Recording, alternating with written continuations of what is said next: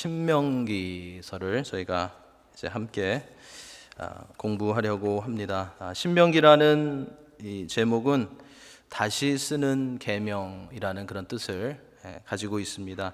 하나님께서 모세를 통해서 주신 두 번째 또는 반복된 율법을 뜻합니다. 신명기는 이스라엘 자손들이 가나안 땅에 들어가기 전에 요단 동편 모압 평지에서 머물 때 다시 들려주었던 그러한 말씀입니다. 출애굽하고 난 후에 시내산에서 하나님의 계명을 받았던 1세대는 어떻게 되었습니까? 그들은 이제 다 세상을 떠났습니다.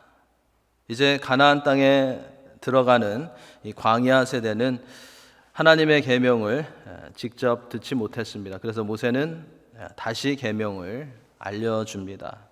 그것이 신명기의 말씀입니다. 신명기는 약속의 땅을 차지할 광야 1.5세 그리고 2세를 향한 모세의 세 편의 그런 설교로 구성이 되어 있습니다. 신명기의 첫 번째 설교는 1장 1절부터 4장 43절까지인데요. 여기에서는 이스라엘의 과거의 역사를 말합니다. 자신들이 누구이고 하나님께서 이들에게 어떤 뜻을 가지고 계시고 어떤 약속의 말씀을 주셨는가에 대해서 모세는 말해주고 있습니다. 모세의 두 번째 설교는 4장 44절부터 26장까지 연결이 됩니다. 여기에서는 하나님의 율법을 다시 알려주면서 율법을 지킬 것을 모세가 권면합니다. 이 세대가 이제 가나안 땅에 들어가서 준행해야 할 율례와 법도들이 여기에 기록되어 있습니다. 가나안 땅에서 시행될 제사법, 시민법, 사회법을 이 두 번째 설교에서 모세가 언급하고 있습니다. 세 번째 설교는 27장부터 34장까지인데요. 결론 부분으로서 여기에서는 축복과 저주에 관한 그런 말씀이 언급되고 있습니다. 이스라엘 백성들을 구원하신 하나님께서는 이 백성이 가나안에 들어가서 하나님의 언약을 지킬 때에는 하나님께서 함께 하시고 축복하시겠지만 그렇지 않을 때에는 심판이 있을 것이라는 그런 경고의 말씀이 이 마지막 부분에서 언급되고 있습니다. 그리고 세 번째 설교를 마치는 가운데는 모세의 후계자와 모세의 최후에 대해서 언급이 되고 있습니다. 우리의 일반적인 그런 상식으로는 가나안에 들어가려고 할 때에는 무엇을 준비해야 되겠습니까? 우리가 일반적인 상식으로 가나안에 들어가려고 할 때에는 가장 중요하게 우리가 준비해야 하는 것은 군대를 정비하고 군대를 훈련시키는 것입니다. 왜냐하면 강하고 싸움을 잘하는 가나안 족속과 전쟁을 해야 하고 하나님께서 약속해 주신 그 땅을 가나안에 들어가서 차지해야 되기 때문입니다. 그런데 이 모세는 신명기를 보면 모세는 군대를 훈련시키고 전쟁 준비를 하기보다는 하나님의 계명을 이스라엘 후손들에게 알려주는 일을 먼저 했습니다. 모세는 하나님께서 주신 말씀대로 행할 때 하나님께서 주신다고 약속하신 땅을 차지할 수 있고 하나님의 계명대로 말씀대로 행할 때 그 땅에서 오래 살 수 있다라는 것을 알았기에 그 무엇보다도 하나님의 계명을 1.5세 또 2세들에게 알려주었던 것입니다. 이처럼 신명기에는 가나안 땅에 들어갈 이스라엘 자손들이 꼭 반드시 기억해야 할 말씀들이 요약되어 있습니다. 그래서 모든 말씀이 다 중요하지만 특별히 꼭 필요한 말씀, 가나안에 들어가는 백성들에게 꼭 필요한 말씀이 신명기에 기록되어 있기 때문에 이 땅에서 믿음의 여정을 가고 있는 우리들에게도 굉장히 도움이 되는 그런 말씀들이 많이 기록되어 있습니다. 오늘 본문은 크게 이제 두 부분으로 나누어집니다. 1절부터 5절까지는 서론으로 모세의 첫 번째 설교를 소개하고 있습니다. 그리고 6절부터 18절까지는 이스라엘 공동체가 시내산에서 머물고 있었을 때 그때 겪었던 일에 대해서 모세가 회고하는 그런 내용을 기록하고 있습니다. 먼저 서론 부분을 보시면 1절부터 5절을 보시면 모세의 세 편의 설교가 행해진 이 장소와 그 시기와 그 배경에 대해서 설명해 주고 있습니다. 1절을 보면 모세가 말씀을 선포한 장소는 요단강 동쪽의 모압 평지였음을 우리는 알 수 있습니다. 이곳에서 모세는 40년이라는 광야의 여정을 마치고 이제 죽음을 얼마 남겨놓지 않은 그 시점에서 설교를 통해서 과거를 돌아보고 율법을 설명했던 것입니다. 모세가 말씀을 선포한 대상은 이스라엘 무리라고 그렇게 본문에 나와 있습니다. 여기서 말하는 이 무리는 신세대를 말합니다. 새로운 세대를 말합니다. 이스라엘 무리는 가나안 땅을 주시겠다라는 하나님의 약속의 말씀을 믿지 못하고 가데스 바네아에서 1세대가 다시 애굽으로 돌아가려고 했던 시기에 20살 이하에 있었던 그런 사람들을 말합니다. 2절에 보면 호렙산을 출발해서 광야를 거쳐서 가나안의 남단인 가데스 바네아까지 10하루길이었다라고 모세가 설명하고 있습니다. 그림을 그려보시면, 이 지도를 그려보시면 호렙산은 제일 남쪽에 있고요, 중간에 가데스 바네아가 있고 그 위에 가나안 땅이 있습니다. 호렙산, 그 다음에 가데스 바네아, 그 위에 가나안 땅이 있습니다. 이렇게 10하루길이라는 여행거리를 여기서 언급한 이유는 이스라엘 1세대가 가데스 바네아에서 하나님께 불순종해서 광야에서 40년 가까이 방황했던 사건을 알려주기 위해서 그런 의도가 여기에 담겨 있는 것을 우리는 볼 수 있습니다. 사실 이 가데스 바네아에서 가나안의 남쪽 경계인 이 브엘세바까지는 4일 정도 걸리는 그런 거리였습니다. 그러니까 이 제일 남쪽에 있는 호렙산에서부터 가나안 땅까지 브엘세바까지는 계산해 보면 15일 갈 수 있는 그러한 거리였습니다. 그런데 그들의 불평과 불순종으로 말미암아서 40년이 지나서 이제 가나안이 바라다 보이는 이 모압 평지에 그들이 이룰 수 있었던 것입니다.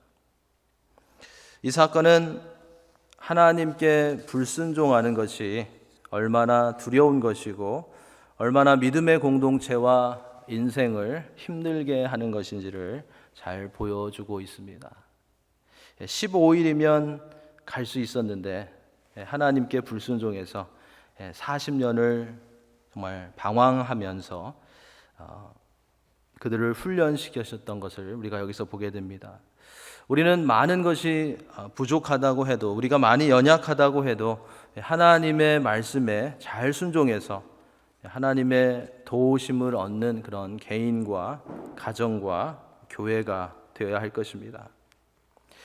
이러한 말씀을 접할 때마다 내가 지금 하나님의 말씀에 순종해야 할 것이 무엇일까 생각해 보시고 실천해 보시기 바랍니다. 아마 성령님께서 떠오르게 하시는 그런 부분이 있을 것입니다.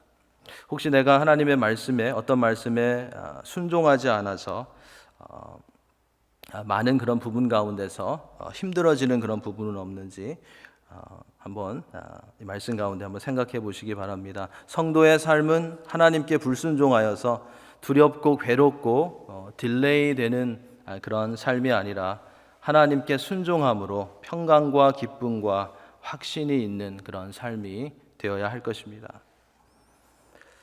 3절, 4절은 이제 모세가 가나안 땅으로 들어갈 새로운 세대에게 설교한 그런 시기가 출애굽 40년 11월이었음을 밝히고 있습니다. 그리고 그때는 모세에 의해서 가나안 땅에 거주하는 강력한 왕들이 패망한 후라고, 그들이 패한 후라고 그렇게 오늘 본문에서 강조하고 있습니다.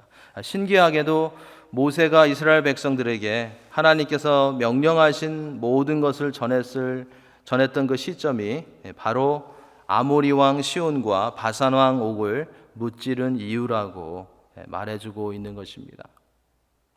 이러한 배경의 이야기는 가나안 땅에 이제 들어가야 하는 1.5세 2세들 이스라엘 자손들에게 큰 용기를 주고 굉장히 도움을 주는 그런 이야기였을 것입니다. 이스라엘 백성들은 강력한 힘을 가지고 있었던 요단 동편의 왕들이 무너지는 것을 보며 또 자신들을 인도하시는 하나님의 능력과 신실하심을 그들은 깨달을 수 있었던 것입니다. 아무리 강한 적이라고 해도 하나님을 대적하는 자들은 그 누구라도 하나님께서 꺾으실 것이라는 것을 그들은 볼 수 있었던 것입니다. 이처럼 하나님께서는 정확한 타이밍에 두려워하고 낙심한 가운데 있는 하나님의 백성들을 붙들어 주신 것입니다. 우리도 하나님의 정확한 타이밍에 우리를 인도해 주시는 신실하신 하나님을 신뢰하면서 하나님의 타이밍을 깨달을 수 있고 또 그 시간표에 그 타이밍에 순종할 수 있도록 말씀과 기도로 항상 준비하는 그런 성도가 되어야 할 것입니다. 5절부터 8절에 가보면 이제 모세의 첫 설교가 이제 본격적으로 시작이 됩니다. 이때 모세는 앞으로 가나안 땅에 들어가 살게 될 새로운 세대에게 오래전에 하나님께서 호렙산에서 주셨던 말씀들을 율법을 설명해 줍니다. 모세는 호렙산 또는 시내산에서 받은 말씀을 풀어서 설명해 주고 있습니다. 이것은 새로운 그런 율법이 아니라 이미 주어진 율법을 해설하여서 가나안 땅에 들어갈 신세대들에게 적용시킨 것이었습니다. 모세는 여기서 이스라엘의 과거 역사를 그리고 하나님이 조상들에게 하셨던 약속의 말씀들과 하나님의 명령을 새로운 세대에게 잘 설명해서 들려준 것이었습니다. 8절에 가보면 그 약속과 명령이 기록되어 있습니다. 내가 너희 조상 아브라함과 이삭과 야곱에게 맹세하여 그들과 그들의 후손에게 주리라 한 땅이 너희 앞에 있으니 들어가서 그 땅을 차지할지니라. 모세는 이러한 말씀을 1.5세 또 2세들에게 들려줌으로써 그들이 하나님의 놀라운 그런 은혜와 능력을 알고 과거의 1세대가 실패한 그런 사건을 교훈으로 삼아서 가나안 땅에 들어갈 준비를 하게 하려는 것이었습니다. 9절부터는 이제 과거의 출애굽 후에 이스라엘 백성들이 호렙산에 도착해서 머물고 있을 때 있었던 어떤 한 가지 일을 모세가 소개하고 있습니다. 10절에 보시면 이런 말씀이 나옵니다. 너희가 오늘날 하늘에 별같이 많다라는 그런 표현이 나옵니다. 이것은 하나님께서 아브라함에게 주셨던 창세기 15장에 나오는 내 자손이 별과 같을 것이라는 말씀의 성취였음을 보여주고 있습니다. 애굽으로 들어갈 때는 몇 명이었죠? 70명이었죠. 그런데 이제는 남자만 60만 명이 넘었습니다. 이렇게 사람들이 많다가 보니까 모세가 백성들의 송사를 더 이상 홀로 감당하기 몹시 힘든 그런 일이 발생했습니다. 그래서 9절에서는 나는 홀로 너희의 짐을 질 수 없다라고 모세가 말했고요. 12절에서는 그런즉 나 홀로 어찌 능히 너희의 괴로운 일과 너희의 힘겨운 일과 너희의 다투는 일을 담당할 수 있으랴라고 했습니다. 12절, 특별히 12절은 얼뜻 보면 이 모세가 정신적이고 육체적인 그런 힘든 때문에, 고역 때문에 하소연하는 것과 같은 그런 느낌을 받습니다. 모세는 그런데요, 사실 백성들의 괴로운 일과 힘겨운 일과 다투는 일에 대해서 함께 괴로워했던 것을 여기서 볼 수 있습니다.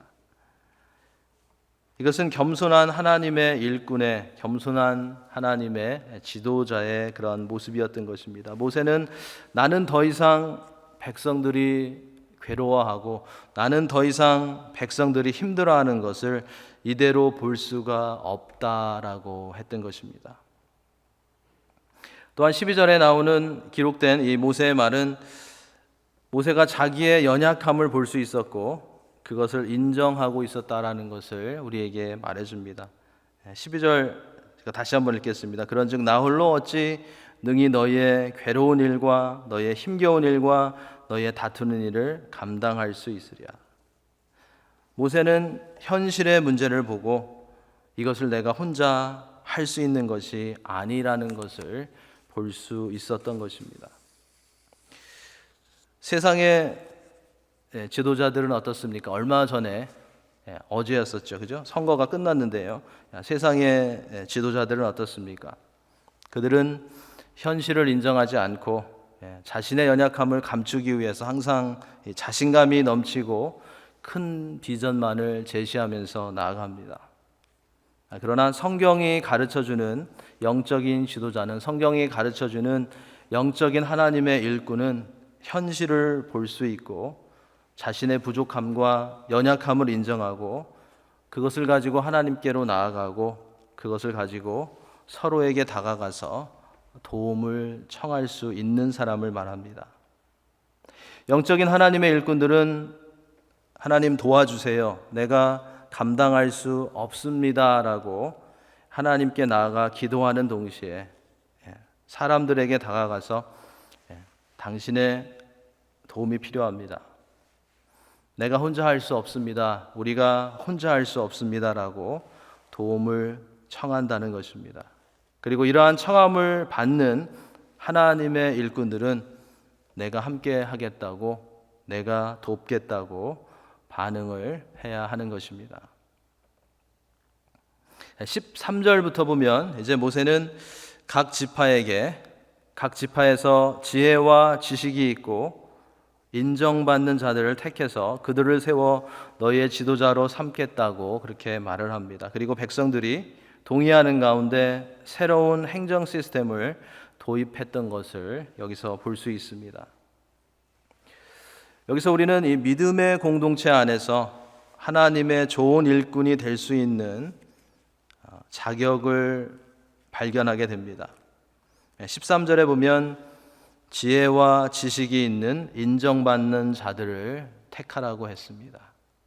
그죠? 지혜와 지식이 있는 인정받는 자들을 택하라.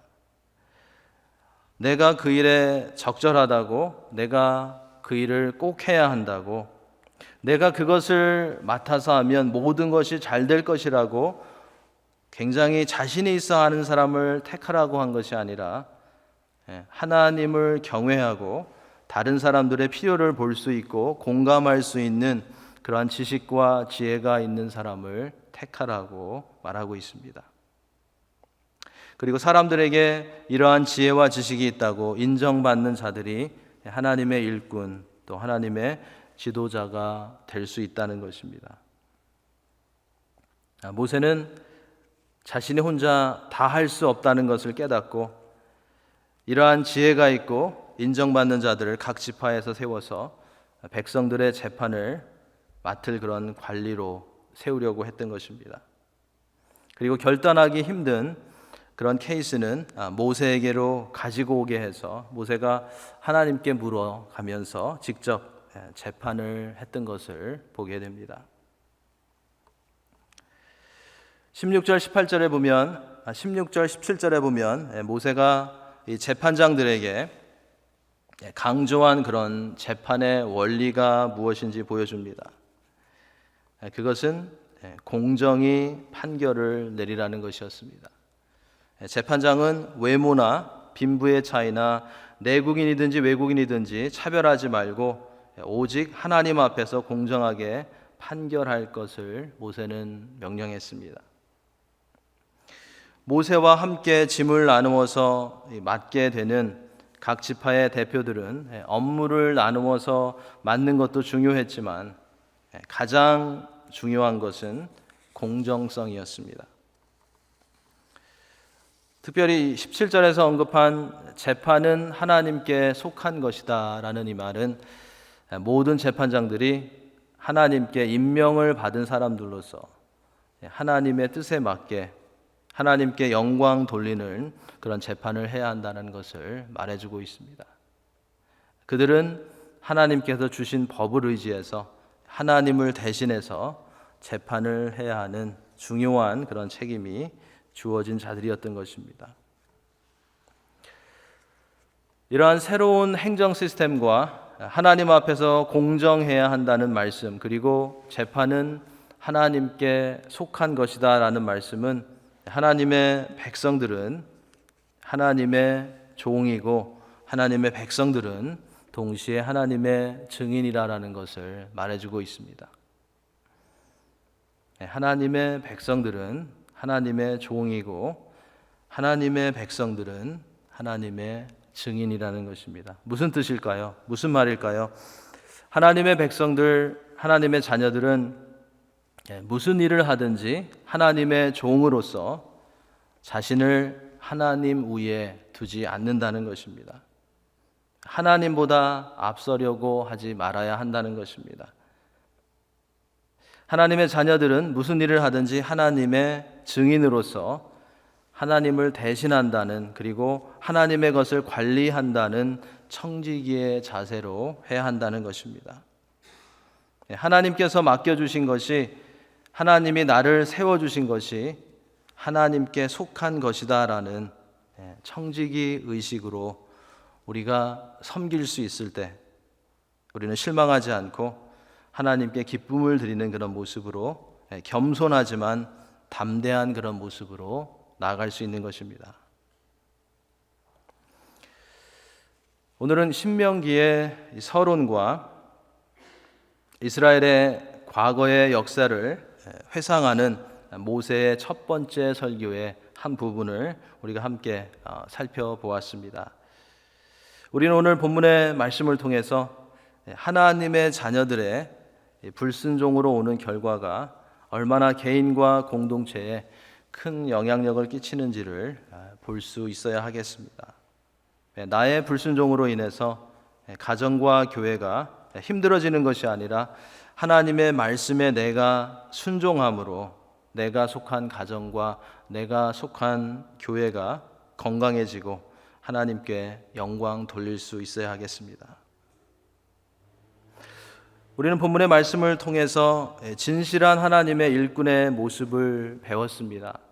신명기는 지금부터 거의 3,500년 전에 기록된 그런 책이지만 하나님의 영적인 일꾼에 대한 말씀은 여전히 지금도 신기할 정도로 그대로 적용이 됩니다.